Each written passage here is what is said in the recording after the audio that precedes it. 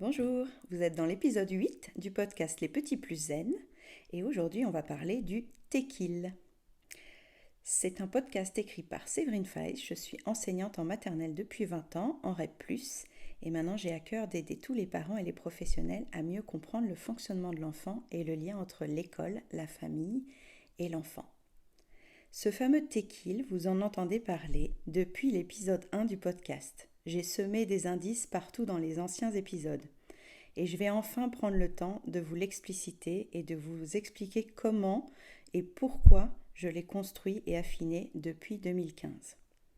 Donc ce Tekil, la première graine, elle est arrivée quand j'ai pris en main le dispositif des moins de 3 ans, donc une classe spécifique dans la maternelle, où les enfants avaient juste 2 ans. Ils pouvaient arriver le lendemain de leur anniversaire des 2 ans. C'est un processus qui a mis beaucoup de temps à s'installer, donc il y a eu un cheminement personnel, puisque les premières approches de ce dispositif étaient vraiment très floues. Je n'avais jamais fait d'enfants de 2 ans, j'avais eu des petits, des moyens, des grands, mais quand on a fait notre réunion de formation avec une inspectrice exceptionnelle qui s'appelle Madame Lazon, elle nous a dit très rapidement, vous allez devoir déconstruire absolument tout ce que vous avez comme référence d'enseignement.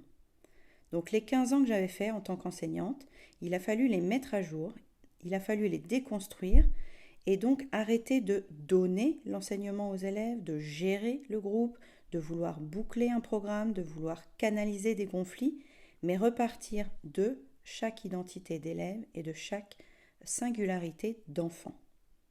Donc pendant l'observation de cette première promo des élèves de moins de 3 ans, j'ai beaucoup observé les élèves. J'ai constaté que leurs actions étaient liées à leurs besoins, que j'ai commencé à mieux identifier. J'ai analysé leur rythme aussi. J'ai analysé la différence entre le début de la matinée et la fin de la matinée. Et j'ai vite compris qu'une des clés du parcours et du processus Tekil, ça allait être de donner le temps à l'enfant. D'accepter que chaque enfant a un rythme différent de vie, d'apprentissage, de socialisation. Donc ce moment que je vais donner à l'enfant, à l'élève, ça va être un moment juste pour nous deux, pour nourrir les besoins de l'enfant et à la fois le sécuriser, puisque c'est le premier besoin universel qu'on a vu dans l'épisode 7, et lui faire accéder à la fois à son monde intérieur et à la fois à la compréhension du monde extérieur. La première conséquence que j'ai vue en créant ce Tekil, c'est que l'élève, nourri dans ses besoins de connexion, d'écoute, de soutien, de sens, de compréhension, de détente, d'expression, de contact, de liberté, d'autonomie, cet élève, cet enfant, va se sentir beaucoup plus serein, beaucoup plus calme et va vivre en classe ou à la maison moins de crises, moins de conflits, moins de colère et moins de peur. Vous pourrez vous rapporter avec toute cette idée aussi à la théorie de l'attachement de John Bowlby et au côté sécure dont je vous ai un petit peu parlé quand on a préparé la rentrée à l'école maternelle dans l'épisode 5. Donc cette idée de personne maternante, elle est valable bien sûr pour vous parents, mais moi comme j'avais des élèves de 2 ans, j'ai considéré que je pouvais aussi travailler cette figure d'attachement très rapidement avec eux. En appliquant ce Tekil à chaque enfant, je permettais aussi au groupe de vivre ensemble, sans que les élèves se comparent entre eux, sans qu'il y ait de rivalité et qu'il y ait une vraiment intention de grandir à la fois individuellement et à la fois collectivement. Et ensuite seulement de commencer à apprendre des situations de la classe et d'aller vers des compétences scolaires et des attendus scolaires. Ce Tekil, il est devenu pour moi vraiment le processus initial avant d'enseigner quoi que ce soit.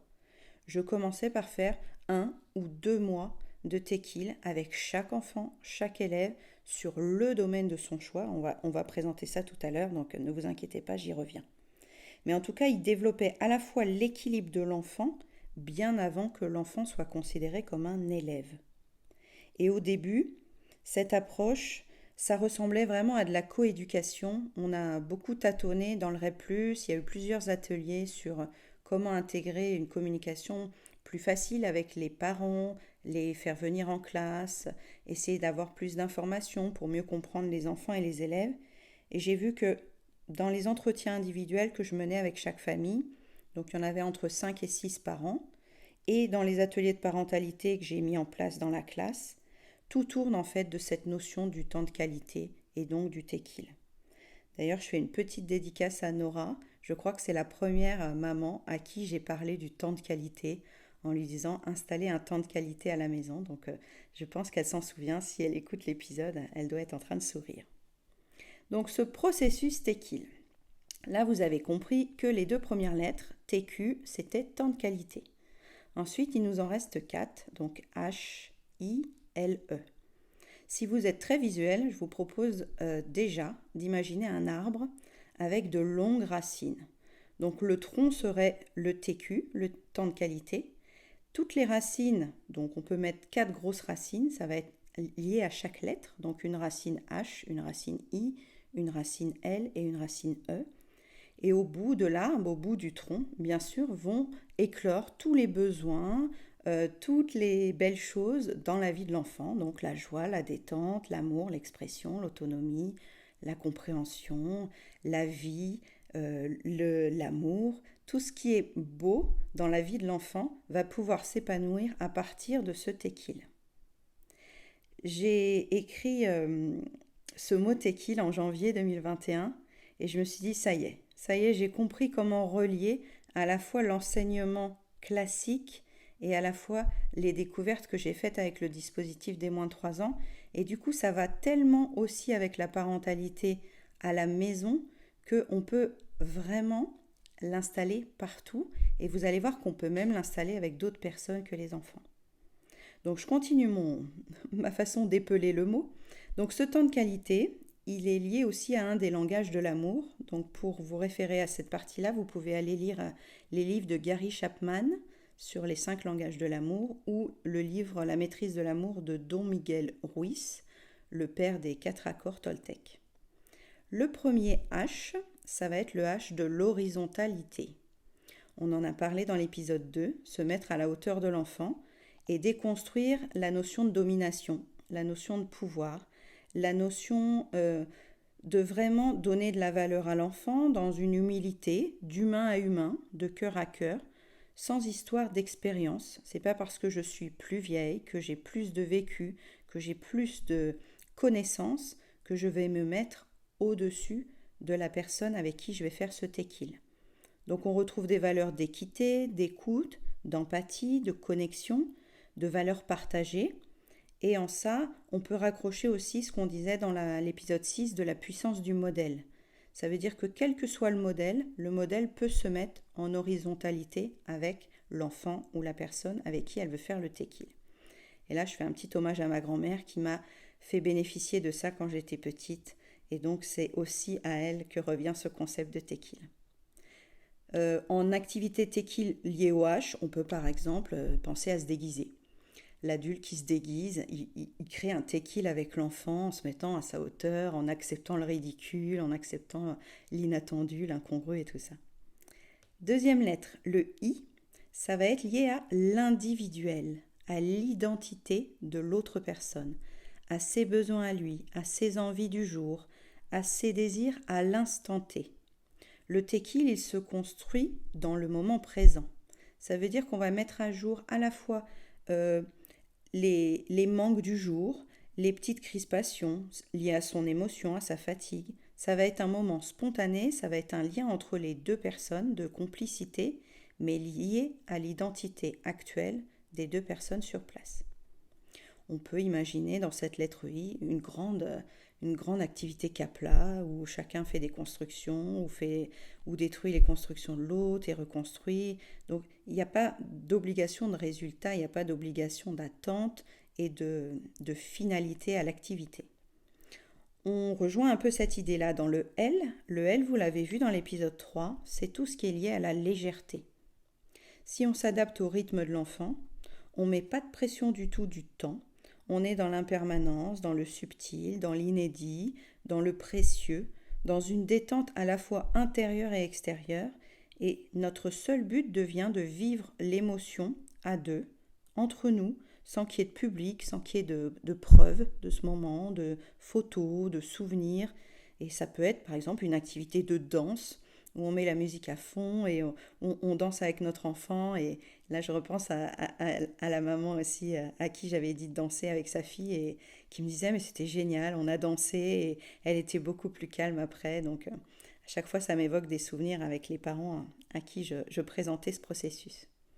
Et la dernière lettre, qui est encore un peu plus subtile, elle est donc le E, qui est dans l'essentiel, dans l'être. Ce moment de pleine présence avec l'enfant, ce moment de pleine conscience avec l'enfant, où on ne s'occupe de rien d'autre que de ce qu'il dit, de ce qu'il fait, de ce qu'il pense, en célébrant la magie de la vie, en étant plein de gratitude pour cette chance de vivre ce moment-là avec lui. On n'est pas dans le faire, on n'est pas dans le produire, on n'est pas dans le montrer, il n'y a pas d'attente de l'extérieur, on se nourrit chacun l'un l'autre, et à l'intérieur et à l'extérieur, dans la relation, dans ce moment de qualité, dans ce tequil.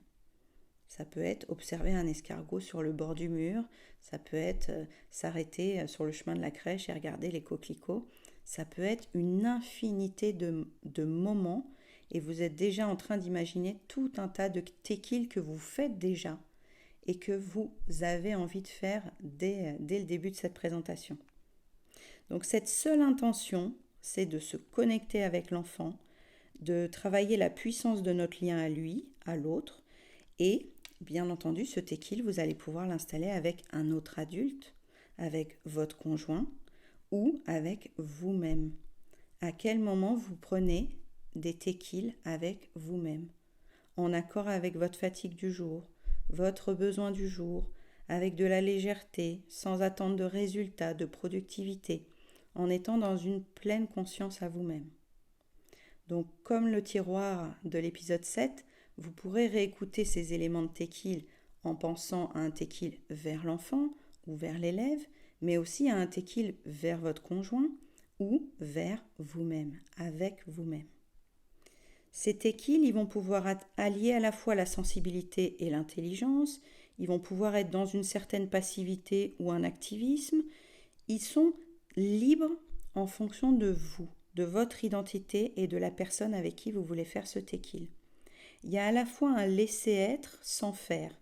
C'est une notion que vous avez peut-être vue en philosophie, c'est le concept d'Heidegger qui s'appelle en allemand Gelassenheit.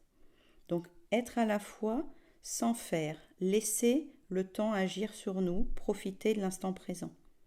Ce processus, c'est montrer à l'autre ou à soi que l'amour est important dans ce lien, qu'il a de la valeur. C'est aussi un moment où on peut réparer le lien qui a été abîmé, de la même façon que j'avais fait une publication sur le kintsugi. Vous connaissez peut-être ces faïences qui sont réparées à la japonaise avec des petits filets d'or. Et donc on a envie de garder cet objet et même s'il a été abîmé, s'il a été cassé, on va le réparer en lui donnant de la valeur, en montrant que malgré les échecs, malgré les chocs de vie, on peut en ressortir plus fort. C'est lié aussi à la notion de résilience qu'on travaille aussi pour dépasser les obstacles et les problématiques en coaching par exemple. Donc ce tequil, ça va être un grand facteur d'identification et de modélisation de nos valeurs. On va échanger avec l'autre personne nos valeurs, nos essentiels, nos besoins et on va, par le temps présent, installer plusieurs étapes pratiques. On va pouvoir parler de ça ensemble en individuel si vous le souhaitez, mais déjà vous sentez que vous avez vécu ces moments-là avec des gens de votre parcours, avec des gens de votre vie. Je vous parlais de ma grand-mère dans la maison de Normandie, celle qui est à côté du fameux phare dont je vous parle tout le temps. On avait des moments de qualité exceptionnels, mais on ne savait jamais à l'avance. Ça pouvait être de créer des marionnettes en papier mâché, ça pouvait être une chasse aux escargots. C'est pas forcément prémédité un tequil. C'est vous qui décidez à l'avance si vous avez une envie, un désir, un besoin, et vous voyez avec l'enfant quelle est son envie, son désir, son besoin à lui. Donc vous avez déjà plein d'idées qui commencent à foisonner et je suis très contente pour vous que vous ayez déjà envie d'installer des moments de qualité avec vos enfants, votre conjoint ou vous-même. Les éléments que ça évoque déjà pour vous, vous allez pouvoir les mettre en place selon un certain dosage, une certaine durée, en fonction de votre organisation familiale, de la logistique de la maison. Évidemment, ça ne va pas durer au début 30 minutes, 40 minutes parce que c'est difficile de dégager du temps. Mais petit à petit, on va pouvoir construire ça ensemble, en reparler et s'adapter un petit peu au moment où l'enfant évoque ses besoins, où l'enfant évoque ses envies et ses désirs pour que chacun des deux participants au tequil puisse en retirer un bénéfice pour lui.